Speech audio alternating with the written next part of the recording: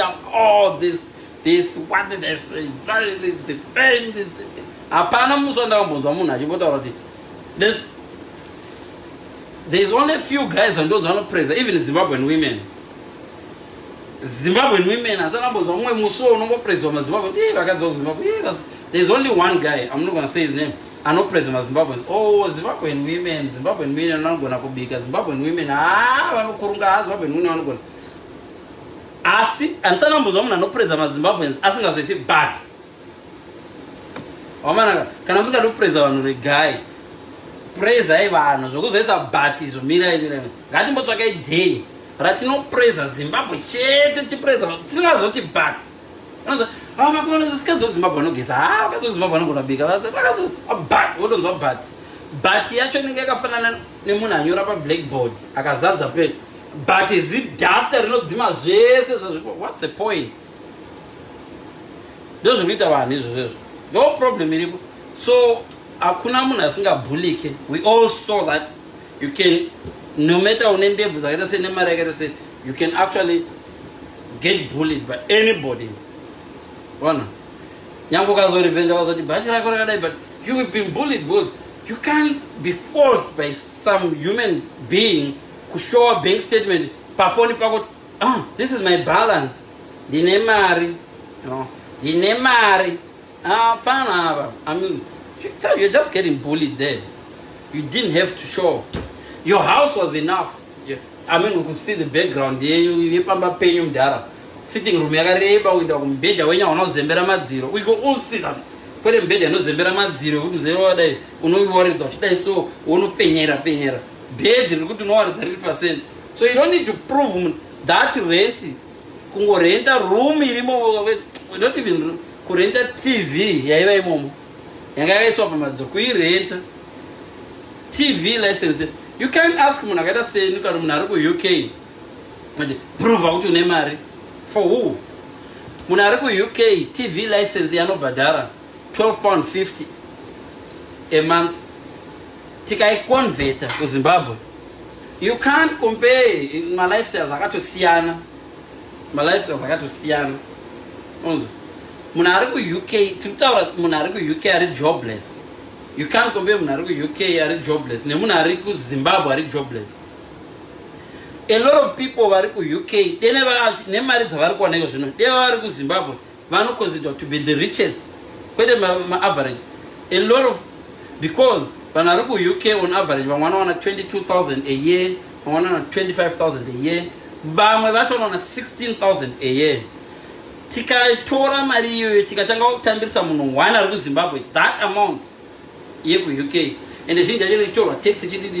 You $1 my life, Yama doctors. They can afford Zimbabwe with the Morgana. So you can't compare Nikambiri, lifestyle I got to Siana. Isusu does some reason, not Suamato, Chichi. I was going to Tribusha Mr. to Suamato, I told Taka where we you go to Nopes Rock Suamato. Shima frutas that no guys no Jacksoni unoto so chechete ya chanezwa yega ikambodliwane benure pasai chikwenure chikaroma chechete pasai dikasara chiri chibegwedu ndicho so shuma chibegwedu no za shuma yambodliwane shiri kana yambomwane gwaivika siweri ikaoma so taste very very nice.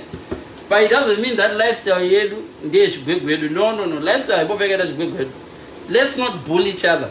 This thing you go is Google anybody's name, no negativity. Oh, ningane AIDS, ningane chini ningane. Munondo za Nigeria abana zero munonyora zo. And when not name yora abana zo zachona.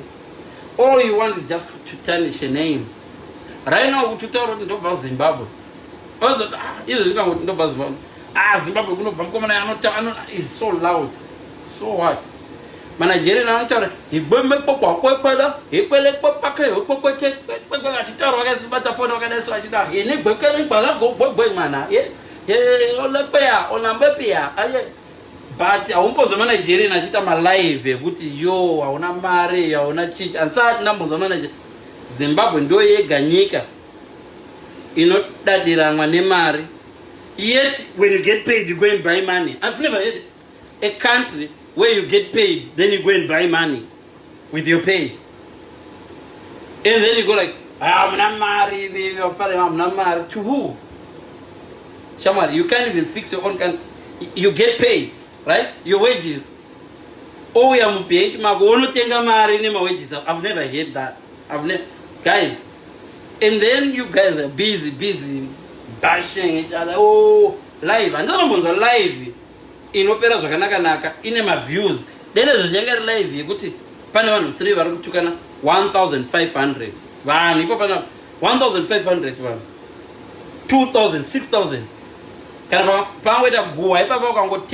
Oh, let's take Olinda. Oh, Panozara. Guys, I'm cooking. Pano Zara, Pano Congueta Goa. But no one was wrong with the since I told you in a sense. I once mentioned it. Power, we are sending out shit my views. No, that bundle. Tikabatanza bundle, Serino to one, Bamning Chwacha, Makua, Bebe. Tikatora $1, $1 per bundle, Rain Nigga contribute. Every time I need a live, figure out research per left. It's a dollar. It's a dollar. Dollar. Panopera my life with which pay at negative 1 billion.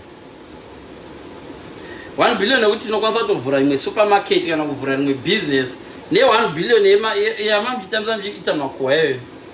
Zimmy Asha, the Natapa, Zimmy Asha, the Nata Palais, there's no such guy or Mageta Enda, Chigayo Chinomuka. Singers, Chairman so the Witty. Vreno to shape.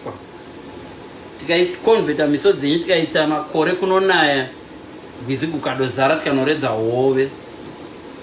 Why are we investing? Let's evaluate ourselves first. It means nothing. Right now I can do that. You can come here and get 10,000 gold. Mama love never likes. But I chapesera aku kubata nejarandin. Zvese zvapera ndazobvisa zvese necape ndabvisa hoa hwangu ndahubika ndapedza zvinosara zvichiitika mumba munomu kunorara kwenyu uhendilioni chaiwo chaiwo hunobva hwabuda.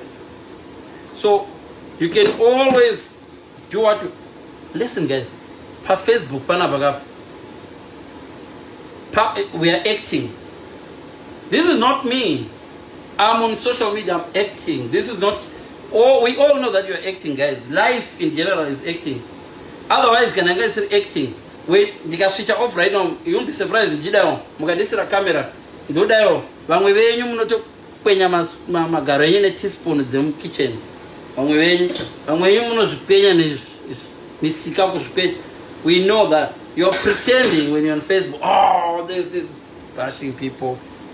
If you ever notice, guys, next time someone and comment about profile pako, akakutuka, before you reply, click on their profile.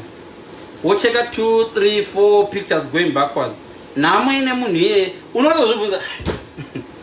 Oh man, imwe yacho nenge chungori pain yekutambura.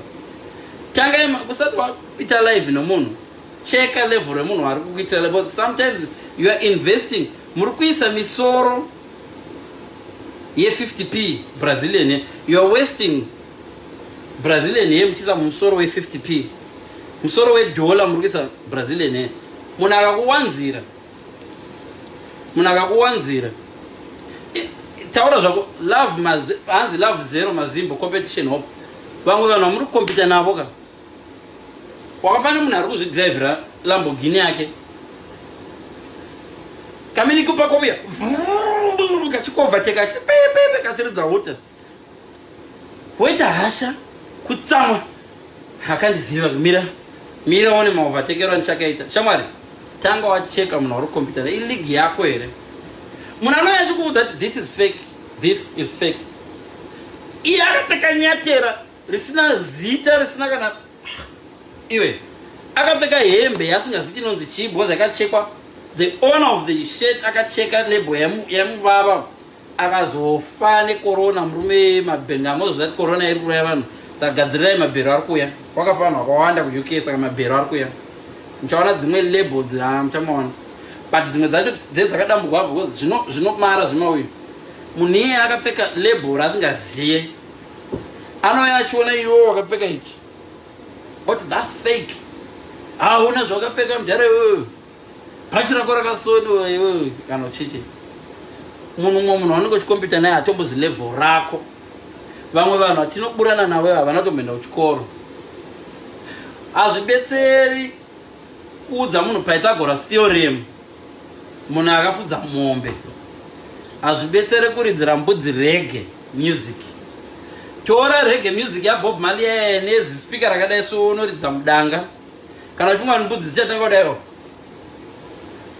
ndo zvimwe zvamunoita we spend so much time guys tichingonetsana tichida kuprovira vanhu right ukanditi fidza una mari ndikanyarara ndinoita mari here no ndikataura newe ndinoita mari here no saka kana Liverpool ikanzwa kuti Dynamo iri kuiseka do you honestly think Liverpool inokendenga kuti nokuti kune munhu anonzi chamunoda musana ati Fabinho yesuda agoni tackling kanga ani tichituka maplayers paTV idofairo riburitsa munhu anenge ari pazvimba uri inenge iri Champions League final coach hauna musoro iwe coach uritsa munhu uyo uri kutaura uri pazvimba are you really serious uri pazvimba kwaya kuti unoudza Klopp kuti asubstitute Gini Wijnaldum iwe uri pazvimba kwekwe and you honestly think Klopp will care kuti kune munhu ari pazvimba uko agorara asina hope kuti Liverpool yadyiwa kana Klopp akarara akatsamwa kuti Liverpool yadyiwa ari kutotsamwira iye basa rake nezvaari kuda kuachiva not because but isusu paFacebook panapa tinotukwa neimwe account yakanzi chigobvu chitete you all know it's a ghost account and munhu anoita ghost account munhu anotya kuzikanwa tisati anombosvika ikoko the fact that uri kuita ghost account kuratidza kuti utya kuzikanwa wobhuliwa nomunhu anotya guys let's be careful how can you get bullied nemunhu anotya iwo munhu uyu uri kuziona zita iri rakanzi chigobvu chitete unozati hakuna senema yakadero woklika mapictures acho ari blank pakaikwa varungu wotukana neghost ichitaipa zidzoro rinenge dzvinyu iwo pindura musoro uchituka zvinhu zvausingazive ukana nemusoro wakanaka kukana ghost yacho iri the most handsome guy wekuzimbabwe ari kudotamba neyo womutuka chizidzoro haarwadziwezve ghost account ngaigare iri ghost ipe ghost behavior when you want to deal with a ghost account iratidza kuti ghost by not even responding after all you can delete chamari kana uchida kundiitira live uya tifesa neso wondiona wonditi zidzoro wonditi ziguma wonditi mazizino uchiaona ndichiona wako kana uchiti mazizino kwandiri ende vanhu vazhinji vanogona kudero kama vanenge vachitomborina zvaunazvo izvozvo munhu anokwanisa kuti mazigaro iye ari flat door frame kubhek kudai vanhu vazhinji vanokutuka iyo hachina mari icho hachina imbavha iyo vanenge vachitoba sometimes vanhu vanotoita jealous kuti sei waba zvakangwara kunda inini vanhu vazhinji vanenge vachitokukriticiza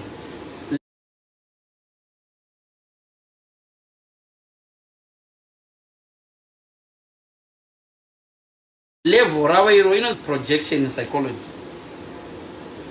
munhu anorova dhoso achito iwo unofunga kuti dho ndo riri kurohwa no dho harisiro riri kurohwa munhu ari het uyu dho munhu akatsamwa akarova dho ukaenda chiti iwe ungangwana mitei taura zvaunoita tinokutora tikakuisa mungucheni munhu akatsamwa akarovera kapu pasi iwe ukaenda kukapu kati iwe kapu iro what happened ongochitei ongomitei anokurova iye munhu iye futi iye nyakudonza kapu anokurova because attention haisi kukapu yaputsika munhu ari kuita live achishauda vanhu munhu ari kuita live achipopota munhu ari kuita live achidini problem haisi live problem haisi vari kuita live problem haasi macomments ayo macomments ayo haisi problem when you do your live your life says a lot about you iwe nyakuita live iwe than munhu wari kutaura nezvako. Inzwaika munhu akauya achiti munoziva here kuti ninge anoda varume mukadzi uya anoda varume. Munhu ari kukuudza kuti ninge anoda varume ndiye anoda varume zvimwe zvokuti ka kune zvinhu two. Kune munhu wechi2 anouya achiti ini here ina ndiurini ini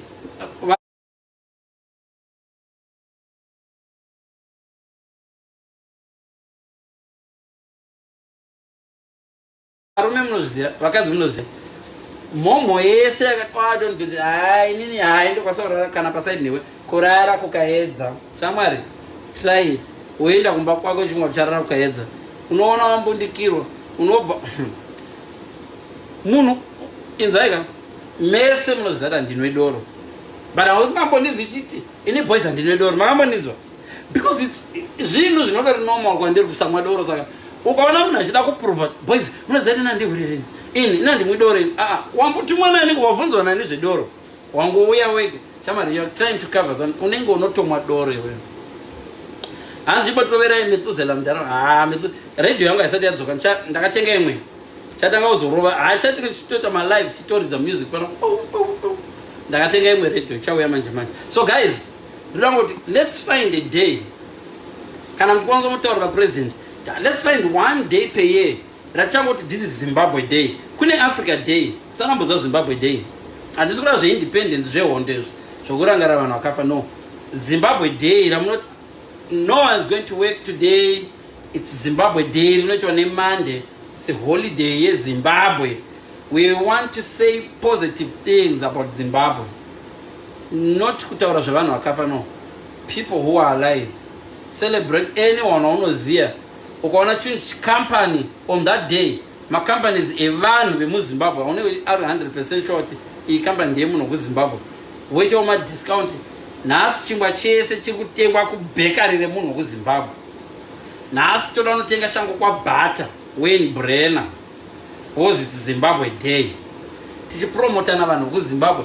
Angoita live achicriticize muZimbabwe on Zimbabwe day. Sungai rovai music yekuZimbabwe akuridzwe radio dzese musi iyoyo Zimbabwe day akuridzwe dzana membiri dzana adhala wegonyeti dzodzo celebrate and nziyo dzana adhala wegonyeti ndidididi. It's Zimbabwe day. Tikaramba chidero chingodero even my relationships yemo itawo one day kana 2 days per month kana 1 haro pamwedzi handiti day raunoti vana vangu nhasi zuva rekucelebrate family yedu. Musi uyoyo unocelebrate family nyangwe mwana akakava kapi kaputsika haumurovi. No, it's our day today. Sorry but don't do it again. But today at least is zuva rekucelebrate. Anything you celebrate you attract. Life yakafanana nemusikana. Haudiwe nemusikana usingarumbidza hazviite. And ukaona uchidiwa nemusikana usimamborumbidza ka isaidha anoda mari yako kana anoda status yako kana pane zvaavona pauri. Musikana chaicho ari genuine. Haungodiwe nemusikana usina kurumbidza hazviite. Unotodiwa nemunhu unenge warumbidza. Nyangwe akashata you look so good, you look so beautiful, oh yeah you look good. Hazviite. But mimi moda kuti zvinhu zvenyu zvinakidza musingazvirumbidzi. Nyika yedu inganakidza sei musingamboirumbidzi? Mamborumbidzwa nyika yedu here ngokuti vamana hayo corruption iri kutozviziva. Dzimwe nguva mvura inaye magwara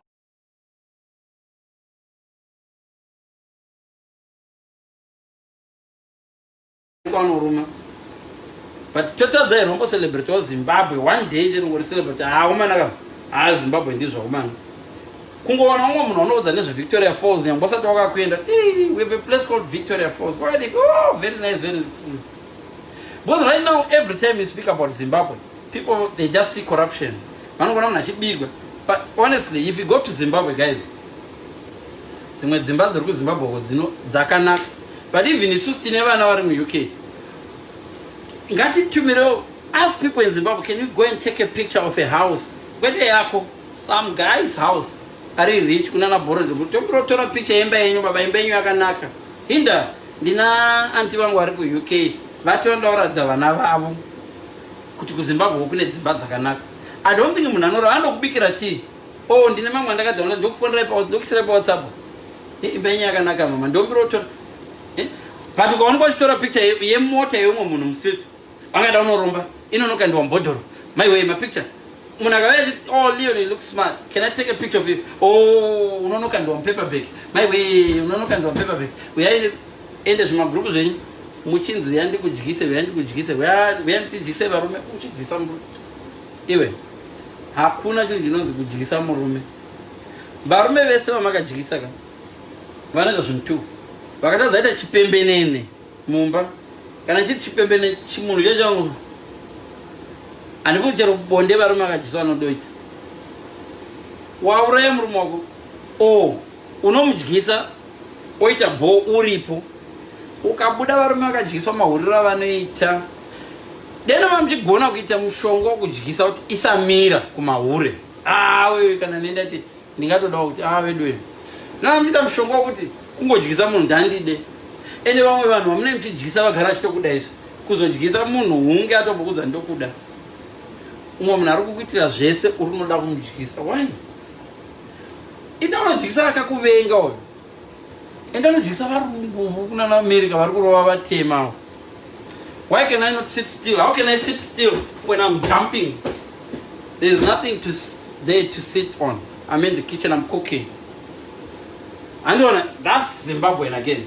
Why can't you sit still? Vunza, what are you sitting down?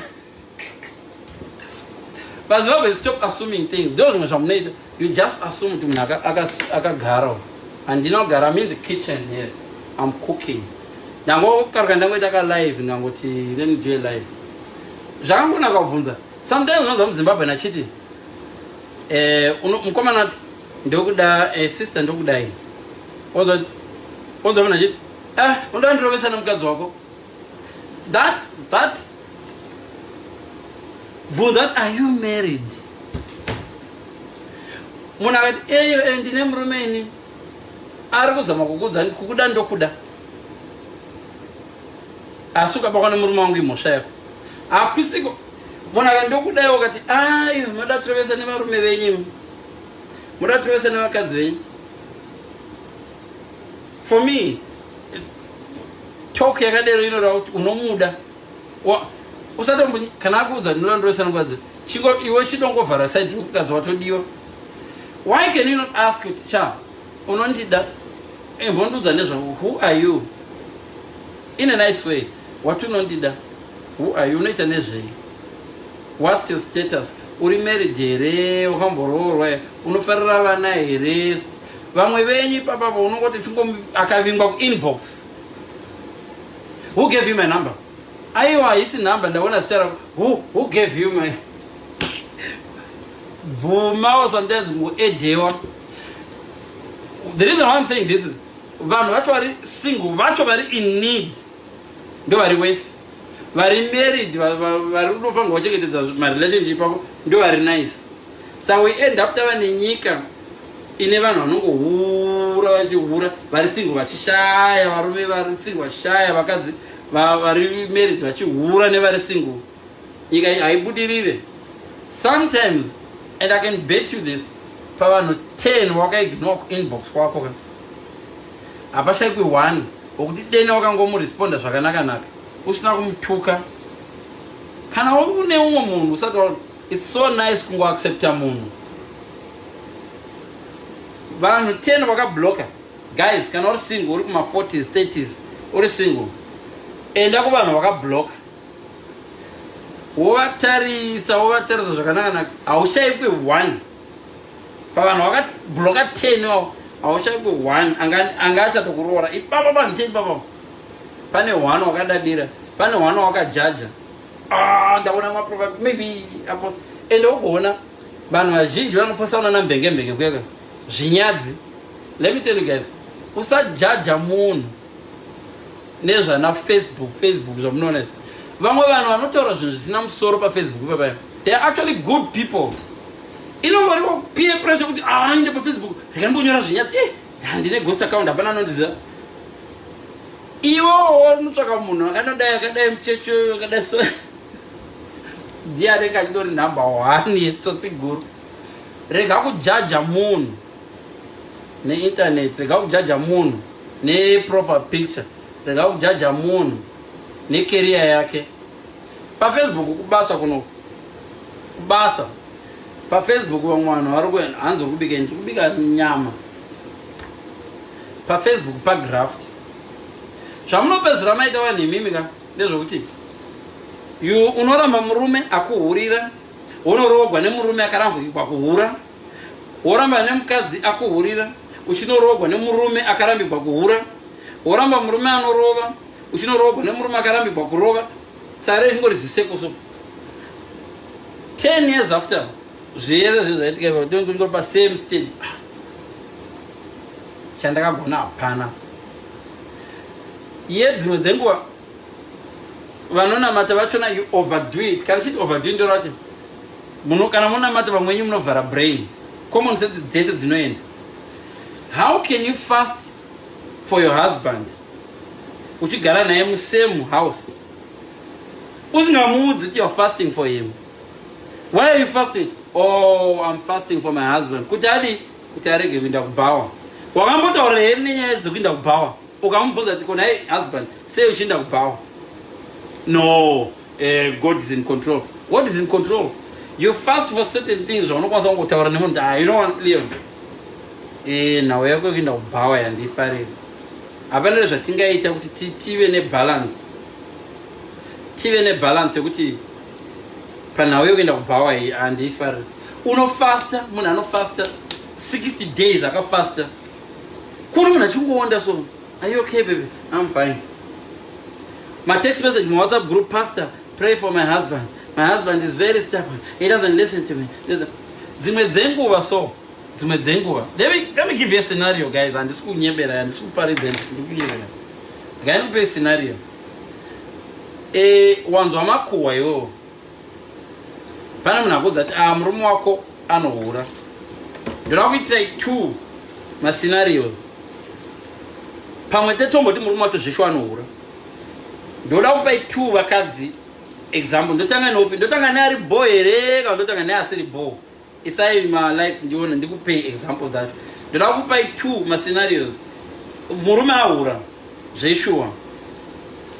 Yes my beam amuri kuteresga. Murume ahura zveshuwa unozviziva murume wako ahura. Ndoda kupa 2 ma scenarios mozoona difference. Zvese zviri kuuraya marriage muno mu UK ka nekumwe kwese kwamuri hachisi chihure. Marriage zhinji ingourawa ne wrong approach, wrong words, wrong language yamunoshandisa and lack of respect. Munhu wese ari married now izvezvi pauri papapo, you are just married. Kana uri mukadzi, you are just married because you've got respect. Tikangobvisa wedhiro respect, mangwana unenge uri single, unenge uchitoya panapa usina ring. Kana une muZimbabwe kana any munhu unaye right now uchida kuti ubve marriage yako chop chop, bvisa respect. Ndinokudzai kana udaramba nemunhu wako bvisa respect. Right, ndokupa example. Paita guwa wanga uri WhatsApp group, kana kuti wabata phone yadedi vakarara, wabvaona mune message yapinda, phone yadedi wabata pane message yapinda, waidzorera, waiona iri kubva kubhebhi, wazviziva vanohura. You want your husband to stop, wasati wada kumuramba, right? Wouya yoti manheru baba yoti, baby, what are we doing tonight? Anyway, anything baby. Munhu abva kunohura anenge ari nice ka. Anything baby, we can do anything. It's okay, it's up to you. Rabva kunohura raishunga rakapenga ka. Okay. What? We need to have a special meal today. Mobika zvakanaka naka, mobika utomubikira mobika. Kwete kusamufuhira. Mobika zvakanaka naka. Mobika apa pari kurwadza waona text message yabva kuhura kuti uri kufemereka, usaisa poison, usaisa tsvina yegonzo, usaisa anything. Wobika moita million zvakanaka naka, wogeza woisa perfume yako, upstairs musoro uchirwadza nestress. Amwana munhu andihurira ndamuona igero rake chairo ende ruma ndakatombodzvinzwa handiti woita zvese izvi motoenda kubedroom wodzirega dzokuitira zvese wodziitira zvadzinoda zvese dzapera kuridza kuti baby, I've got something to ask you. You know what? Kana utanga iri nyaya varume sei varume vachiura mene vabvunzei vavanoura. No, I'm not being judgmental, baby. Dangoziva kuti pane zvinoitwa nevakadzi here zvinoita kuti varume vahure. Nemwewo varume bvunza mukadzi kuti naiwe chii chinoita, usava direct bvunza kuti naiwe chii chinomboita kuti vakadzi vahure. Ndinodai zviziya ka zvimwe zvinhu zvinongoita kuti vakadzi vahure zvidiki diki senge lack of attention, kusangomupa attention iyewo iwana kumwe. Like right now papa vanhu vanogona kunditi you're so handsome, oh you're so handsome, but munhu andigere naye mumba anayoti sibereko mani chichichi zvine effect izvozvo. So vamubedroom yamuya wamuitira zvese maakutorara dzoda kuridza mwana baby pane something zvinonetsa isengenya ndaneta usually ndaneta chandirinda basa mawati baby this is a serious issue. Wotomuka wogara pabed, this is a serious issue. Chiko kana achikuda murume nyangwe upedza adzobata ukamuka ukagara pabed in the middle of the bed wakakurura wapedza mapedza zvamaita pamwe watonogeza wogara pabed wakadai so usingachemi. Chii baby kana achikuda anouya paside pako kuti are you okay baby, are you okay? No, you know what baby, ndinoda kuziva chii chinoita kuti vakadzi vahurirwe kana kuti vadai. Ndinokuda nemwoyo wangu wese baby. Kana pane chimwe chinhu ndinotadza chaunoitirwa kunze uku ndiudzewo. Chiko baby, vane hasha varume vanohura nehasha. So ipapo hasha dzichatoitika. Don't panic. Unobvunza mvunza vanhu vanohura hauzindopinda I'm feeding the kids here. Ndokuda kuti ndatenga iwe shamwari rega kuudza mukadzi kuti you're feeding the kids. It's your duty to feed your own kids. Uda kuti vafidwe nedhongi zvokuti I'm babysitting. How you can't babysit your own kids? You are not babysitting. Uri kuchengeta vana. Babysitting inoitwa nevatogwa. Ungati vana vakazvarwa kuti I'm babysitting. No, you're not babysitting. Uri kuchengeta vana vako bhururu. Handwana womubvunza zvakanaka munozasenda dero dedi pane phone imwe inomboringa apa and this I'm not being funny but handina kubata phone yenyu but I apologize kana ndakutadzirai. Ndaona something mufoni ichireflecta ega futa mukomana kubasa ndimakanika hatisikurwa baby hatisikurwa. I'm so sorry kana ndakukanganisira. Ndodango ndikokudza kuti some of these things tiri kuzviona. Ndaona something phone. Yes, I'm not saying show me. You want to use that or do I'm telling you, guys, girls, reaction and that it's not easy. Some of us, you know,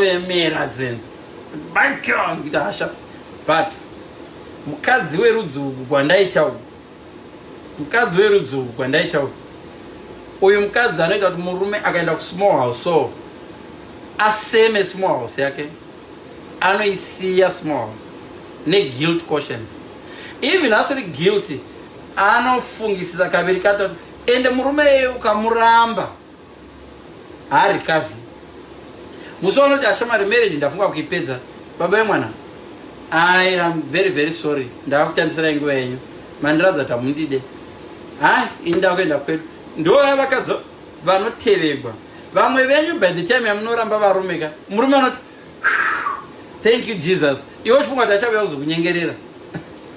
Let me tell you, techita number 2 ndiyo typical vandoziya maAfrican vamwewo handidushora Zimbabwe. Ndakuchita wife number 2 aona text message yapinda murume ari mutoilet ari kutoita wet badime byai pano pane chii chandavona mufonomu ndati chii chandavona mufonomu vanhu vanogara chisindibudza ndakakunzwa imbiri yenyu kumwa muchifamba muchiradza vanhu kadora munofamba muchiradza vanhu kadora futi kukwira vacho hamugoni pano mumba muno mamundigudzi makudoenda munofamba muchindifumura munomazani mundisekisa nevanhu muri kuhurana nenge shamwari. You were right, but approach yawaita inowedzera hasha. Waudza munhu kadora watuka munhu nezvinhu 20 pamhosva 1 ende zvizhinji zvacho hazvirikavi. Listen, kana wadaudza murume wako, kana wakamboudza murume wako kuti kadora wakadomudhameja, yes ane kadora but wakadomudhameja zvakako umwe murume wasina kudhameja uyu atofa. Usafa wakambofunga kuti murume wakabu